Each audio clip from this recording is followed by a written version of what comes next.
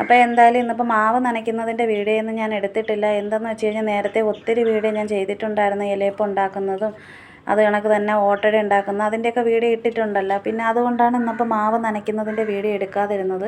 നേരത്തെ പരിപ്പ് കറി വെക്കുന്നതിൻ്റെ ഒരു വീഡിയോ ചോദിച്ചിട്ടുണ്ടായിരുന്നു, അത് വെക്കാൻ വേണ്ടിയിട്ട് ഞാൻ അടുപ്പിൽ വെച്ചിട്ടുണ്ട്. അപ്പോഴാണ് ഇത് കണക്ക് ഇപ്പം തന്നെ ഏകദേശം ഒരു 11 മണിയെങ്ങാണ്ട് ആയിട്ടുണ്ട്. ഇപ്പോഴും പെട്ടെന്ന് തോന്നിയതാണ് ഇലയപ്പം കഴിക്കണം, ഇലയപ്പം ഉണ്ടാക്കാമെന്നൊക്കെ പറഞ്ഞും കൊണ്ട് മോൻ പോയിട്ട് ഇലയൊക്കെ പറിച്ച് കൊണ്ടുവന്നു.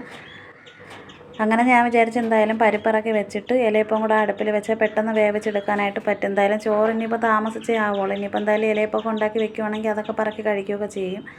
പിന്നെയെന്ന് വെച്ച് കഴിഞ്ഞാൽ സ്കൂളിൽ പോകാത്ത ദിവസങ്ങളിൽ ഇപ്പോൾ വീട്ടിൽ നിൽക്കുകയാണെന്നുണ്ടെങ്കിൽ ഇത് കണക്കുള്ള ഭയങ്കര ആഗ്രഹങ്ങളൊക്കെയാണ്. എന്തെന്ന് വെച്ച് കഴിഞ്ഞാൽ ഒന്നീ കൊഴുക്കട്ട ഉണ്ടാക്കണം, അല്ലെന്നുണ്ടെങ്കിൽ ഇലയപ്പം ഓട്ടട ഇങ്ങനെയുള്ള ഇതൊക്കെ ഭയങ്കര തോന്നലാണ് കേട്ടോ. ശർക്കരയൊക്കെ ഇരിക്കുകയാണെന്നുണ്ടെങ്കിൽ പഞ്ചസാര വെച്ചിട്ട് അങ്ങനെ അധികം ഒരുപാടങ്ങനെ വെച്ച് കഴിക്കത്തില്ല. പിന്നെയെന്ന് വെച്ച് കഴിഞ്ഞാൽ നേരത്തെ ഒരു വീഡിയോയിൽ എനിക്ക് കമൻ്റ് ഇട്ട് ചോദിച്ചിട്ടുണ്ടായിരുന്നു ശർക്കര ഉരുക്കി എടുത്തുകൂടെയെന്ന്. ശർക്കര ഉരുക്കി എടുക്കാനായിട്ടെന്ന് വെച്ച് കഴിഞ്ഞാൽ അങ്ങനെയൊന്നും ഇതുവരെ ഞാനും ഇങ്ങനെ ശർക്കര ഉരുക്കിയിട്ടൊന്നും ഇലയപ്പം ഉണ്ടാക്കിയിട്ടൊന്നും എടുത്തിട്ടില്ല. പിന്നെ എടുക്കുന്നതെന്ന് വെച്ച് കഴിഞ്ഞാൽ നമ്മൾ വയണയിലപ്പൊക്കെ ഉണ്ടാക്കുമല്ലോ, അതിന് വേണ്ടിയിട്ടാണെന്നുണ്ടെങ്കിൽ ശർക്കര ഉരുക്കിയെടുക്കും. പിന്നെ പായസത്തിന്, ഉണ്ണിയപ്പത്തിന് ഇതിനൊക്കെയാണ് ശർക്കര ഉരുക്കിയിട്ടെടുക്കണം. പിന്നെ കറുത്ത ശർക്കരയിലാണ് ശരിക്കും കരടും മണ്ണും അഴുക്കും അങ്ങനെയൊക്കെ ഉള്ളത് കേട്ടോ. പിന്നെ വെള്ള ശർക്കരയിൽ അങ്ങനെ ഇല്ല. പിന്നെ ഒരുപാട് പേര് ഇങ്ങനെ വീഡിയോയ്ക്ക് വേണ്ടിയിട്ട് പിന്നെ വീഡിയോയിലൊക്കെ ഇങ്ങനെ ചെയ്യുന്നത് ഞാൻ കണ്ടിട്ടുണ്ട്. ഇപ്പോൾ വീഡിയോയ്ക്ക് വേണ്ടിയിട്ട് മാത്രം ഇങ്ങനെ യൂട്യൂബിൽ ഇടാൻ വേണ്ടിയിട്ട് യൂട്യൂബിൽ ഇങ്ങനെ കാണിക്കാൻ വേണ്ടിയിട്ടൊന്നും ഞാൻ അങ്ങനെയൊന്നും ചെയ്യുന്നില്ല. നമ്മളെ വീട്ടിൽ എങ്ങനെയാണോ ശർക്കര ചീകിയിട്ട് നേരിട്ട് ഇത് കണക്ക് കാപ്പിയൊക്കെ ഉണ്ടാക്കുന്ന, അപ്പോൾ അതുപോലെയാണ് ഞാനിവിടെ കാപ്പി ഉണ്ടാക്കുന്നത്. പണ്ടൊക്കെ നമ്മളിത് കണക്ക് എത്ര ശർക്കര ഉരുക്കിയിട്ടുണ്ട്. അപ്പോൾ അങ്ങനെയൊന്നുമില്ല, തെറ്റായിട്ടൊന്നും അല്ല, കാര്യമായിട്ട് പറഞ്ഞതാണ്. എന്താണെന്ന് വെച്ച് കഴിഞ്ഞാൽ ഞാനിവിടെ എങ്ങനെയാണോ ഇത് ചെയ്തെടുക്കുന്ന അതുമാതിരിയുള്ള വീഡിയോസൊക്കെയാണ് ഞാൻ ഇടുന്നതെന്ന് നേരത്തെ പറഞ്ഞിട്ടുണ്ട്. പിന്നെ എന്തെങ്കിലും ചെയ്യുന്ന ജോലിയിൽ എന്തെങ്കിലും പോരായ്മ കുറവോ പറയുന്നത് വലിച്ചു നീട്ടലോ അങ്ങനെ എന്തെങ്കിലുമൊക്കെ ഉണ്ടെങ്കിൽ പറഞ്ഞു കഴിഞ്ഞാൽ അത് തിരുത്താൻ അങ്ങനെ എന്തെങ്കിലുമൊക്കെ നോക്കാം.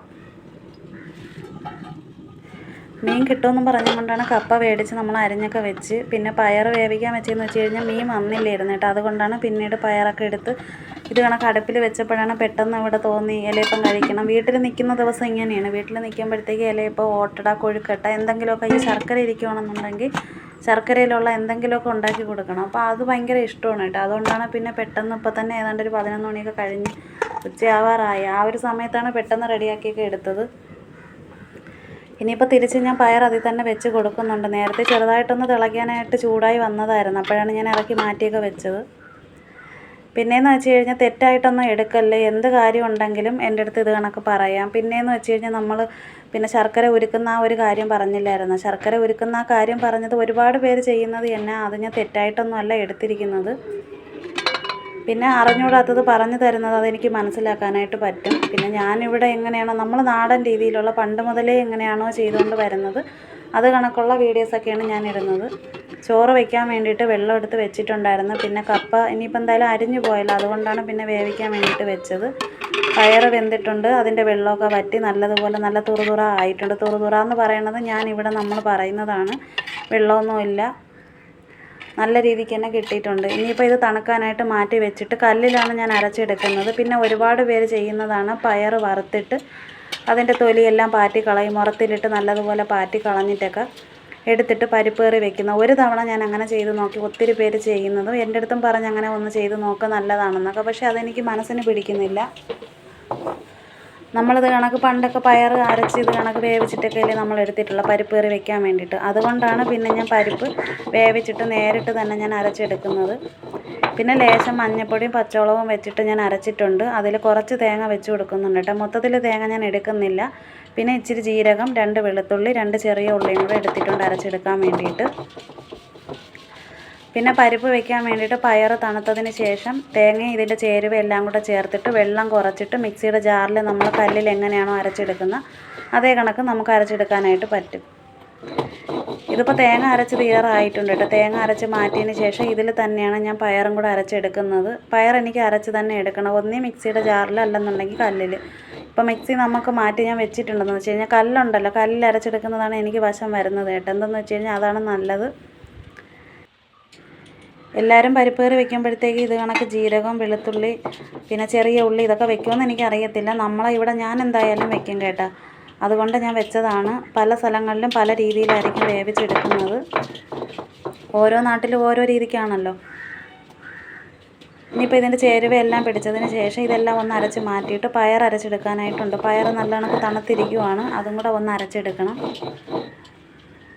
കല്ലുണ്ടെങ്കിൽ ഇതിൽ അരച്ചെടുക്കാനായിട്ട് എനിക്ക് നല്ല എളുപ്പമാണ് കേട്ടോ. പിന്നെയെന്ന് വെച്ച് കഴിഞ്ഞാൽ നമ്മളെ കുഴവിക്കല്ലിന് വലിയ വെയിറ്റൊന്നുമില്ല, വെയിറ്റ് ഇല്ലാത്ത കല്ലാണ്, നല്ല എളുപ്പമാണ്. പിന്നെ നമ്മൾ ഈ അമ്മിക്കല്ലിന് മാത്രം അത്യാവശ്യം നല്ല വെയിറ്റുണ്ട്. തേങ്ങ അരച്ച് തീർന്നിട്ടുണ്ട്, അതൊന്ന് മാറ്റി വെച്ചതിന് ശേഷം പയറും കൂടെ അരച്ചെടുക്കാം. പയർ അരയ്ക്കാൻ വേണ്ടിയിട്ട് 2 തവണയായിട്ടേ അരച്ചെടുക്കാനായിട്ട് പറ്റത്തുള്ളൂ. പിന്നെ തവിയിൽ ചെറുതായിട്ടൊന്ന് പറ്റിയിരിക്കുന്നതെന്ന് വെച്ച് കഴിഞ്ഞാൽ നേരത്തെ അത് വെച്ച് കോരി എടുത്തല്ലോ, അതാണ് ഞാൻ അതിൽ നിന്ന് ഇളക്കിയെടുത്തത്. പിന്നെ ആദ്യം വേണമെങ്കിൽ ലേശം ചെറുതായിട്ടൊന്ന് കൈവെള്ളം കുടഞ്ഞു കൊടുക്കുക, വേണമെന്നില്ല കേട്ടോ, നല്ല കണക്ക് അരച്ചെടുക്കാനായിട്ട് പറ്റും. പിന്നെയെന്ന് വെച്ച് കഴിഞ്ഞാൽ പയറിന് നല്ല ഗുണങ്ങളുള്ളതാണ്. എന്തിനാണ് നമ്മൾ വറുത്തിട്ട് അതിൻ്റെ തൊലിയൊക്കെ കളഞ്ഞിട്ട്, പിന്നെ മുമ്പൊന്നും ഇങ്ങനെയൊന്നും ആരും ചെയ്യത്തില്ലായിരുന്നു. ഇപ്പോൾ കുറേ നാൾ കൊണ്ടാണ് ചെയ്യുമായിരിക്കുമെന്ന് എനിക്ക് തോന്നുന്നു, എനിക്ക് അറിയത്തില്ല കേട്ടോ. എൻ്റെ ഇതാണ് ഞാൻ പറഞ്ഞത്. ഒരുപാട് പേരിങ്ങനെ പിന്നെ ഇതിൻ്റെ തൊലി കളയുന്നത് ഞാൻ കണ്ടിട്ടുണ്ട്. ഇങ്ങനെ വറുത്തിട്ട് അത് പാറ്റി കളഞ്ഞതിന് ശേഷം മാത്രം പിന്നെ മുറത്തിലിട്ട് നല്ല കണക്കൊക്കെ പാറ്റിയതിൻ്റെ ആ വെള്ളം മാത്രം എടുക്കുമല്ലോ, പരിപ്പ് മാത്രമൊക്കെ എടുത്തിട്ടൊക്കെ പരിപ്പ് കറി വെക്കുന്നത്. അപ്പോൾ എന്തായാലും നമ്മളിത് കണക്ക് പയറൊക്കെ അരച്ച് ആദ്യത്തെ ആ ഒരു ട്രിപ്പ് അരച്ചെടുത്തിട്ടുണ്ട്. ഇതൊന്ന് മാറ്റി അങ്ങോട്ട് നീക്കി വെച്ചതിന് ശേഷം അടുത്ത പയറും കൂടെ ഒന്ന് അരച്ചെടുക്കാനായിട്ടുണ്ട്. അപ്പോൾ അത് അരച്ചെടുക്കുമ്പോഴത്തേക്ക് കുറച്ച് മാത്രമേ എടുക്കുന്നുള്ളൂ. നേരത്തെ കുറച്ച് തേങ്ങ ഞാൻ മാറ്റി വെച്ചിട്ടുണ്ടായിരുന്നു. എന്തിനാണെന്ന് വെച്ച് കഴിഞ്ഞാൽ ഇത് കണക്ക് പയർ അരയ്ക്കാൻ വേണ്ടിയിട്ട് എടുക്കുന്ന ആ ഒരു സമയത്ത് ബാലൻസ് ഇരുന്ന തേങ്ങ ഇതിൻ്റെ കൂടെ ഇട്ട് കൊടുത്തു കഴിഞ്ഞാൽ കുറച്ച് ഇത്തിപ്പോലും പഞ്ചസാര അല്ലെങ്കിൽ ശർക്കര ഇല്ലെങ്കിലും കഴിക്കാനൊക്കെ പറ്റും. പഞ്ചസാര ഇടണമെന്നൊന്നും ഇല്ല കേട്ടോ. പണ്ട് ഇതേ കണക്ക് നമുക്ക് തന്നിട്ടുണ്ട്. ആ ഒരു രീതി വെച്ചിട്ട് ഇവിടെ മക്കൾക്ക് ഞാൻ ഇതേ കണക്ക് പിന്നെ പയറിനകത്ത് തേങ്ങയൊക്കെ ഇട്ടിട്ട് ഞാൻ ഇവിടെ കൊച്ചുങ്ങൾക്ക് കൊടുക്കും. അതുകൊണ്ട് ഞാൻ എടുത്ത് മാറ്റി വെച്ചതാണ് കേട്ടോ. പയർ നല്ല വെന്ത പയറാണെന്നുണ്ടെങ്കിൽ ഇതേ കണക്ക് നല്ല വൃത്തിയായിട്ട് തന്നെ അരച്ചെടുക്കാനായിട്ട് പറ്റും. അപ്പോൾ നല്ല രീതിക്ക് തന്നെ ഇതേ കണക്ക് കല്ലുണ്ടെന്നുണ്ടെങ്കിൽ ഇതുമാതിരി അരച്ചെടുക്കാനായിട്ട് നോക്കുക. പയർ മൊത്തത്തിൽ ഇതേ കണക്ക് അരച്ചെടുത്തതിന് ശേഷം ഞാൻ നേരത്തെ അരച്ച് മാറ്റി വെച്ചിട്ടുണ്ടല്ലോ തേങ്ങ, അതും ഇതെല്ലാം കൂടെ ചേർത്ത് ഒരുമിച്ച് അരയ്ക്കുന്നുണ്ട്. ഇതേ കണക്ക് ഞാൻ കഴിഞ്ഞ ഒരു ദിവസം പിന്നെ കൊഴുക്കട്ടയ്ക്ക് വേണ്ടിയിട്ട് അരച്ചെടുത്തിട്ടുണ്ടായിരുന്നു. എനിക്കൊരു കമൻറ്റ് വന്നതാണ്, കല്ലിൽ കുഴവിയുടെ കല്ലുണ്ടല്ലോ, കുഴവി കല്ലിൽ മൊത്തത്തിൽ ആക്കല്ലേ, അതിൻ്റെ കുഴവി ഉരുട്ടുണ്ടെന്ന്. കുഴവി ഉരുട്ടാതെ എങ്ങനെ അരച്ചെടുക്കും? അതെനിക്ക് ഒന്നും മനസ്സിലായില്ല. കുറേ നേരം ഞാനിങ്ങനെ ആലോചിച്ച് അതിൻ്റെ തൊട്ട് താഴെ വന്ന കമൻറ്റൊക്കെ ഞാൻ നോക്കിയപ്പോൾ അവരും ചോദിക്കുന്നു അതെങ്ങനെ അരച്ചെടുക്കുമെന്ന്. അതെങ്ങനെ അരച്ചെടുക്കും എനിക്കറിയത്തില്ല. കുഴവി എന്തായാലും ഉരുട്ടിയാലേ പറ്റുള്ളൂ. കുഴവി ഉരുട്ടി തന്നെയാണ് അരച്ചെടുക്കാനായിട്ടുള്ളത്.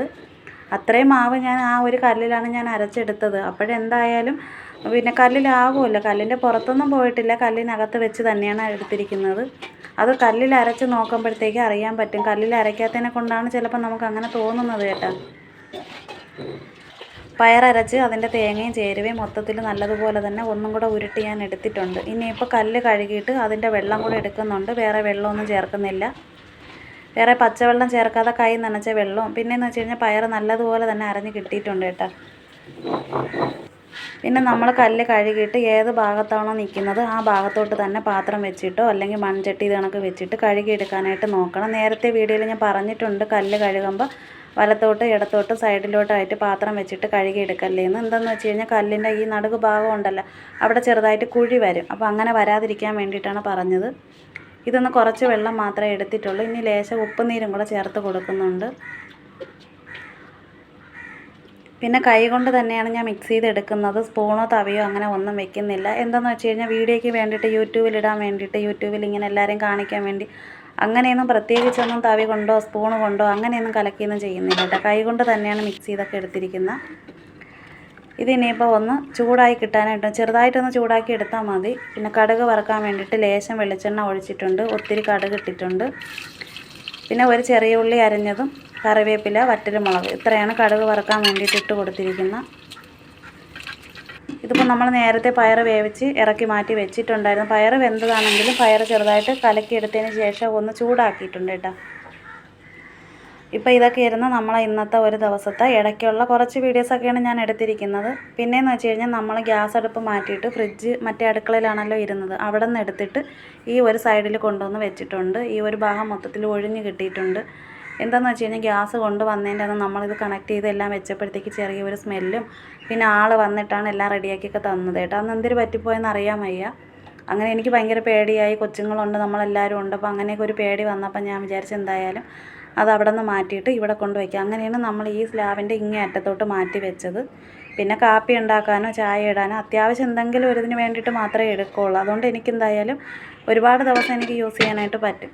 രാവിലെ ഉണ്ടാക്കിയ ഇലയപ്പം ഇരിക്കുവാണ് കേട്ടോ. അതിനിപ്പോൾ വൈകുന്നേരം ചായക്ക് വേണ്ടിയിട്ട് എടുക്കും. അങ്ങനെ ഇന്നത്തെ ഒരു വീഡിയോ എന്ന് വെച്ച് കഴിഞ്ഞാൽ കുറച്ച് സമയത്തെ വീഡിയോസൊക്കെ എടുത്ത് വെച്ചിട്ടുണ്ടായിരുന്നല്ലോ കേട്ടോ. പിന്നെയെന്ന് വെച്ച് കഴിഞ്ഞാൽ ഒരുപാട് താമസിക്കുകയൊക്കെ ചെയ്ത് ഇന്നിപ്പോൾ വീഡിയോ ഇടത്തില്ല, നാളെ വീഡിയോ ഇടുള്ളൂ.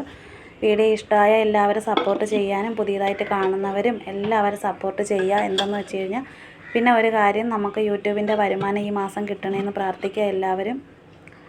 പിന്നെയെന്ന് വെച്ച് കഴിഞ്ഞാൽ ഒത്തിരി ഞാൻ നോക്കിയിട്ടുണ്ട് ഇതേപോലെ എന്നുള്ള ഒരു വാക്ക് ഇടയ്ക്കിടയ്ക്ക് വരുന്നത്.